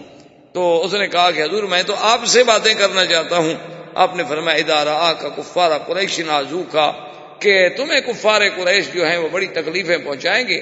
ایسا ہے کہ تم ابھی اپنے آپ کو تو ظاہر نہ کرو, کل فلاں وقت میں ہم آئیں گے حرم میں, اور جب ہم واپس جانے لگے تو تھوڑا دور رہ کر ہمارے پیچھے پیچھے چلے آنا, اور جس مکان میں ہم جائیں اس مکان میں آ جانا, اور پھر وہاں بیٹھ کے بات کریں. تو ابی ذر کہتے ہیں کہ دوسرے دن حضور صلی اللہ علیہ وسلم اپنے وعدے کے مطابق تشریف لائے, اور وہاں عبادت کرنے کے بعد جب جانے لگے تو میں آپ کے پیچھے چلا. تو حضور دار ارقم میں تشریف لے گئے. دار ارقم جو ہے جہاں اب صفا مروہ ہے, بالکل اس کے قریب ایک گھر تھا, ایک مکان تھا جس کا نام دار ارقم تھا, اور اس کا بھی ایک بہت بڑا تاریخ میں ایک مقام ہے کہ حضرت عمر بھی وہاں اسلام لائے, ابی ذر بھی وہاں اسلام لائے, سیدنا حمزہ بھی وہاں اسلام لائے. لیکن چونکہ حرم کی توسیع میں صفا مروہ کے بڑھانے میں ضرورت تھی, تو اب تو وہ حرم کا ایک حصہ بن گیا. تو بہر صورت حضور صلی اللہ علیہ وسلم دار ارقم میں گئے, ابی ذر آئے اور اس کے بعد بیٹھے, حضور صلی اللہ علیہ وسلم سے اللہ کا قرآن سنا. فاسلم ابی ذر, ابی ذر فوراً مسلمان. حضور نے فرمایا کہ ابی ذر دیکھو تم کمزور آدمی ہو, اور تم جو ہے ابھی اس کو اپنے اسلام کو اخفاء میں رکھو. اس نے کہا حضور اب اخفاء میں تو میں بھی نہیں رکھتا, لیکن بہرحال یہ ہے کہ میں جا کر اپنے قبیلے میں محنت کروں. تو حضرت ابی ذر پھر تشریف لے گئے بنی غفار میں, تقریباً 15 سال دعوت اسلام دیتے رہے.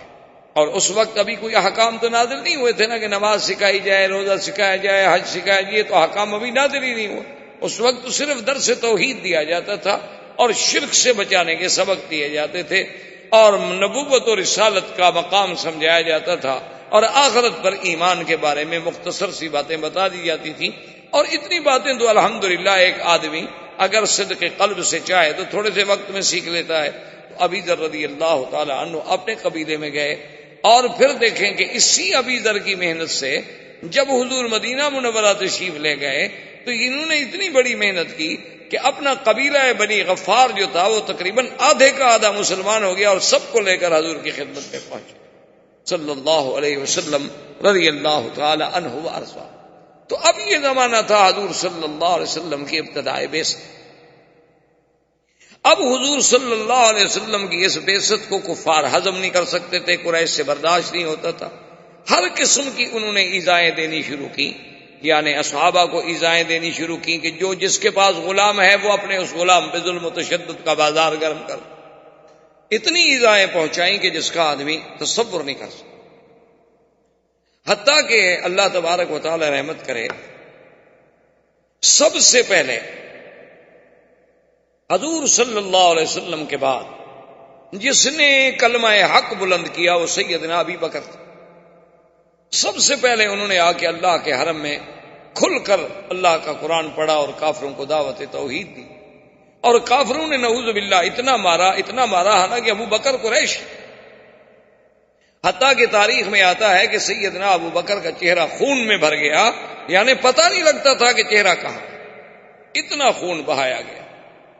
اور اس کے بعد حضرت عبداللہ ابن مسعود رضی اللہ تعالی عنہ نے حضرت ابو بکر کے بعد وہ والے صحابی ہیں جنہوں نے کعبۃ اللہ میں آ کر قریش کے سامنے کھڑے ہو کر قرآن پڑھا. اور ایک روایت میں ہے کہ سورۃ الرحمن پڑھی, اور کافروں نے مارنا شروع کیا. وہ مار رہے ہیں, وہ پڑھ رہے ہیں, وہ مار رہے ہیں, وہ پڑھ رہے ہیں, مار کھاتے رہے, لیکن سورت پوری مکمل کر. اور بڑے کمزور آدمی تھے, خفیف آدمی تھے, آپ کی پنڈلیاں مبارک بڑی پتلی تھی.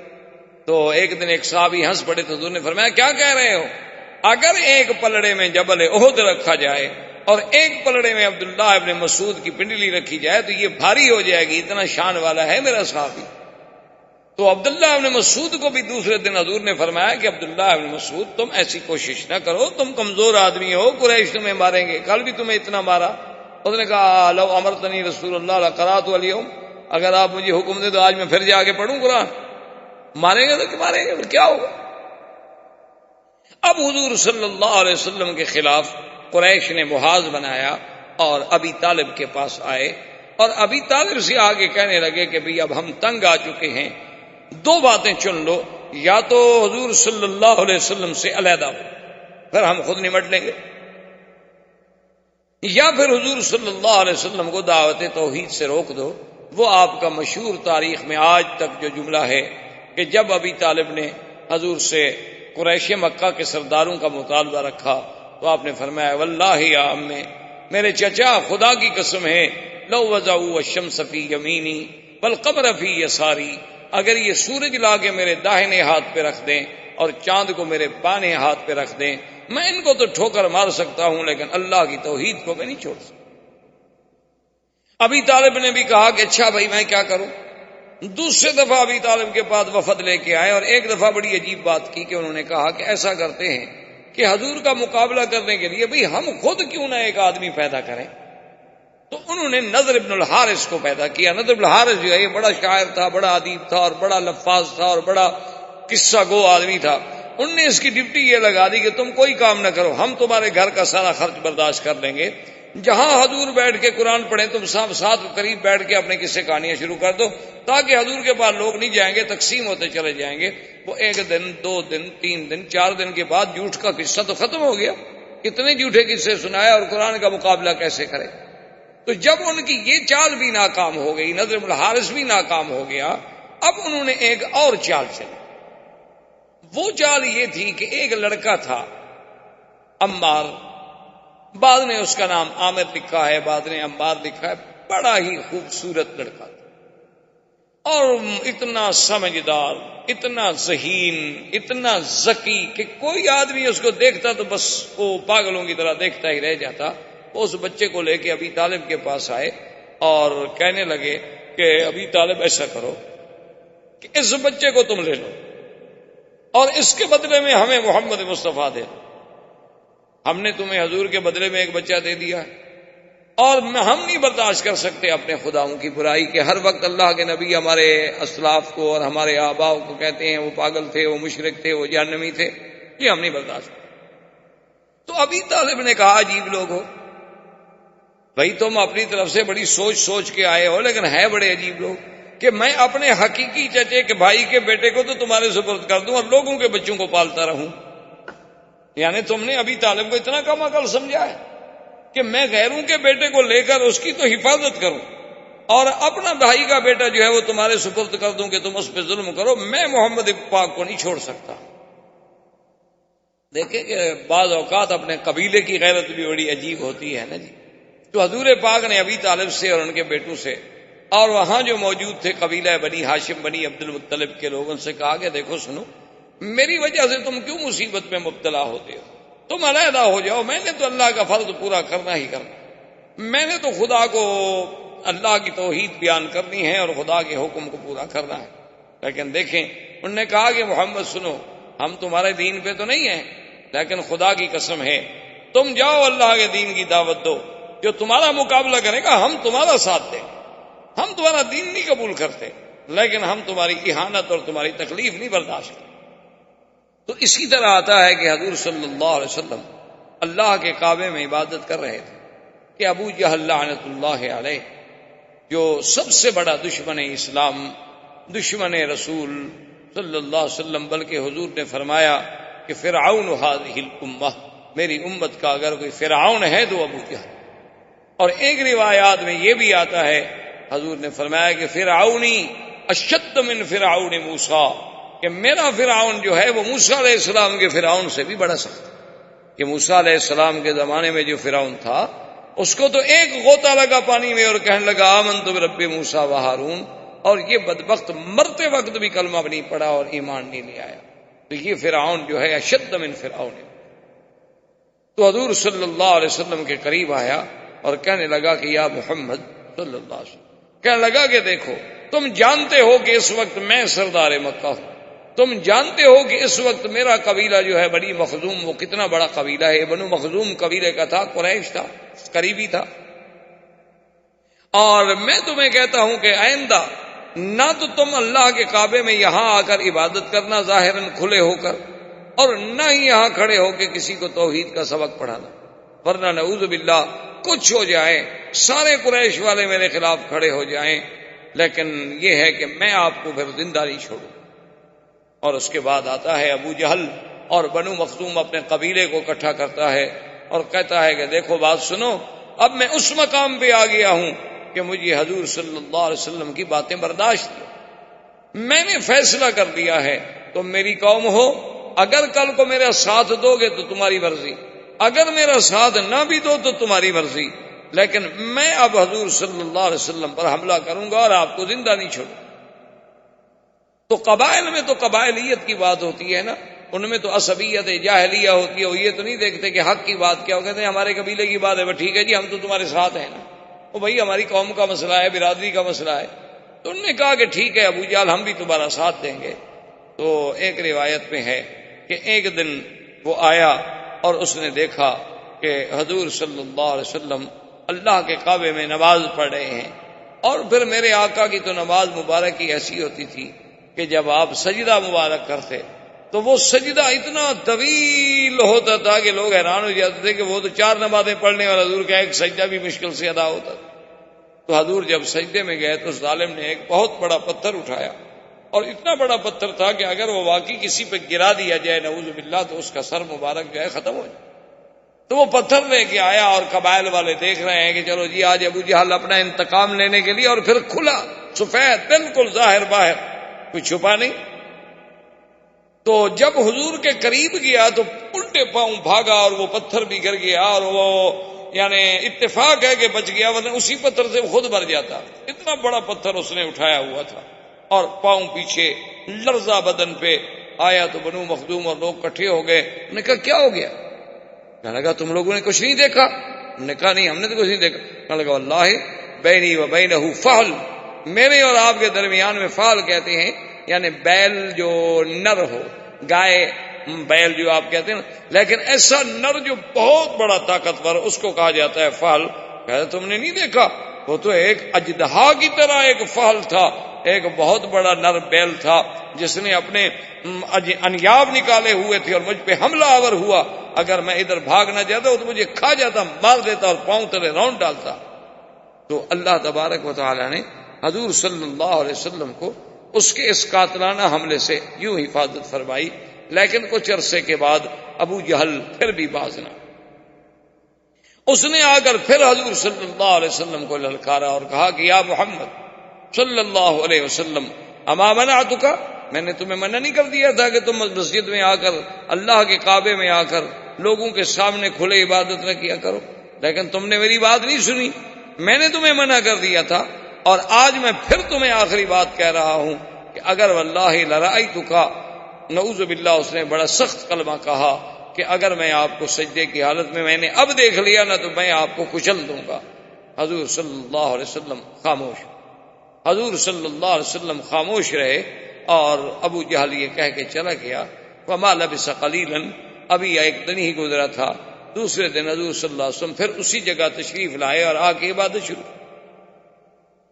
اب جب عبادت شروع کی ابو جہل کو پتہ چلا کہ حضور تو پھر عبادت کر رہے، اس نے کہا میری تو بالکل سبکی ہو گئی کہ میں نے تو کھلا چیلنج کیا تھا، اور اللہ کے نبی کو تو میرے اس چیلنج پر کوئی اثر ہی نہیں ہوا، اور پھر وہ جا کے اللہ کے کعبے میں عبادت کر رہے ہیں۔ تو وہ ظالم جوش میں آ کے وہاں سے بڑھا اور ایک بہت بڑا پتھر لے کے آیا اور کہنے لگا کہ آج تو میں بالکل ہی نہیں چھوڑوں گا، کچل دوں گا۔ جب حضور کے قریب آیا تو اس کے بعد الٹے پاؤں بھاگا اور گرا، چہرہ متغیر ہو گیا، ڈر کے مارے کانپ رہا ہے۔ قبیلے کے لوگ آئے، پوچھا، کہتا ہے واللہ بینی و بینہ خندقا من نار، کہ جب میں آگے بڑھا حضور کے اور میرے درمیان میں ایک آگ کی بڑی بڑی نہر بنی ہوئی تھی، اگر میں ایک قدم بھی آگے بڑھاتا تو مجھے تو آگ جھلس دیتی۔ اور حضور نے بھی فرمایا کہ واللہ لو دنا منی، خدا کی قسم ہے کہ آج اگر ابو جہل میرے قریب آتا لختطف الملائکہ، اللہ کے فرشتے اس کی بوٹی بوٹی کر کے اڑا دیتے، پھر دنیا میں اس کا وجود ہی نہ۔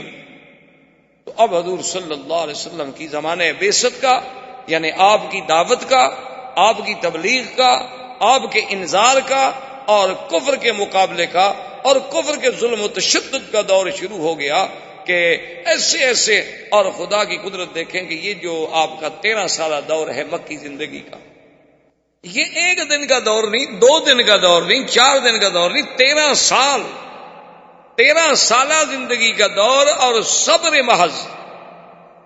یعنی آپ حیران ہوں گے، لوگ تو کہتے ہیں نا کہ اسلام تلوار کے زور سے پھیلا.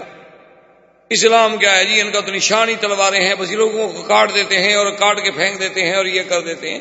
13 سال تک اللہ کے نبی نے دعوت کے میدان میں جو تکلیفیں اٹھائی ہیں، جواب کیا تھا؟ صبر محض کے رسول فاصبر کما صبر، فاصبر کما صبر اولو العزم من الرسل. کہ محمد عربی صلی اللہ علیہ وسلم آپ صبر کریں بس. یعنی صحابہ کو انگاروں پہ تڑپایا جا رہا ہے اور حضور گزرتے ہیں تو کہتے ہیں صبر. صحابہ کو نعوذ باللہ یعنی تپتی ہوئی ریت پر لٹا کے اتنے بڑے بڑے کانٹے کھجوروں کے لے کے چبھوئے جاتے تھے اور اسی سے خون نکلتا تھا، پیپ نکلتی تھی، لیکن اس کو حضور پاک کا سبق تھا کہ صبر. تم کچھ دیکھو نا جی، کمزور آدمی کچھ نہ کر سکے تو چلو ایک دفعہ تو تھپڑ مار دے گا نا، اگلا آدمی چاہے پھر جو مرضی ہے کر. لیکن حکم یہ تھا کہ فاصبر، صبر، کچھ نہیں کہ کوئی جواب نہیں. تو متواتر 13 سال تک مسلمانوں نے اتنی زبردست تکلیفیں برداشت کی کہ جس کا تصور نہیں ہو سکتا. آپ حیران ہوں گے کہ بی بی سمیہ جو اسلام لائی حضور صلی اللہ علیہ وسلم پر، ابو جہل ظالم نے اسے کہا کہ اسلام چھوڑ دو. بی بی سمیہ نے کہا کہ اب تو میں حضور صلی اللہ علیہ وسلم کا دامن مبارک نہیں چھوڑ سکتا. تو پتہ ہے اس ظالم نے کیا عذاب دیا؟ اس نے 2 سرکش اونٹ منگوائے. بی بی سمیہ کے دونوں ٹانگوں میں رسے باندھے گئے، ان رسوں کو اونٹوں کے گلے میں ڈالا گیا اور دونوں اونٹوں کو مخالف سمت میں دوڑایا گیا اور بی بی صاحبہ کا بدن جو تھا وہ 2 حصوں میں تقسیم ہو گیا اور ظالم نے نیزہ مارا جو بی بی صاحبہ کو لگا. یعنی آپ اندازہ کریں ظلم و تشدد کا کہ ایک زندہ انسان کو یعنی یوں پکڑ کے جیسے آپ مرغی کو 2 حصے کرتے ہیں یا کسی بکری کو آپ 2 حصوں میں تقسیم کرتے ہیں، یہ کہہ دینا تو بڑا آسان، لیکن اسی طرح تقسیم کر دیا گیا. لیکن اس وقت بھی ان کی زبان پہ تھا اشہد ان لا الہ الا اللہ واشہد ان محمد رسول اللہ. تو حضور صلی اللہ علیہ وسلم نے یعنی اس سے بڑا کوئی ظلم ہوگا کہ میرے آقا طواف کر رہے ہیں، حالت طواف میں ہیں اور قریش باہر آ کے بیٹھ جاتے، جن کے قریب حضور گزرتے تو وہ گالیاں دینی شروع کر دیتے، جن کے قریب حضور صلی اللہ علیہ وسلم گزرتے تو حضور کی شان میں پھپتیاں کسنی شروع کر دیتے. اس سے بڑا ظلم ہوگا کہ حضور صلی اللہ علیہ وسلم رات کو اٹھ کے اگر تہجد کے لیے آ رہے ہیں تو ابھی لہب کی بیوی جو ہے وہ کانٹے اٹھا کے اور کانٹوں والی لکڑیاں اور جھاڑیاں لے کے ان راستوں پہ ڈال دیتی کہ چلو جب حضور گزریں گے اندھیری رات ہوگی پاؤں رکھیں گے اور نہیں تو کم سے کم کانٹے تو چبھ جائیں، کانٹے تو لگیں گے. حضور صلی اللہ علیہ وآلہ آلہ وصحبہ وسلم تسلیما کثیرا کثیرا.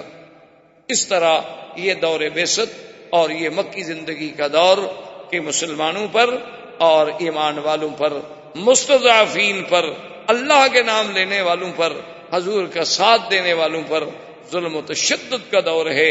لیکن خدا کی شان ہے کہ آج تک چشم عالم نے ایسے وفاداروں کی پھر مثال بھی نہیں دیکھی، اور آج تک چشم عالم نے حضور صلی اللہ علیہ وسلم کی زبان مبارک میں جو حلاوت اور آپ کی زبان مبارک میں جو تلاوت اور آپ کی زبان مبارک میں جو تاثیر اور آپ کی قرات قرآن میں جو اثر آفرینی، حضور صلی اللہ علیہ وسلم کی یعنی آپ کی وجاہت مبارک اور آپ کے چہرے مبارک میں جو کشش اور آپ کے جمال میں، آپ کے کمالات میں جو جلا تھی، وہ بھی دنیا میں آج تک کوئی اس کی مثال پیش نہیں کر سکتا. اللہ ہمیں حضور کی سیرت پر چلنے کی توفیق عطا فرمائیں اور آپ کی محبت نصیب فرمائیں. والسلام علیکم. احباب کرام، اس کے بعد اب آپ اس مبارک سلسلے کی CD نمبر 7 سماعت فرمائیں.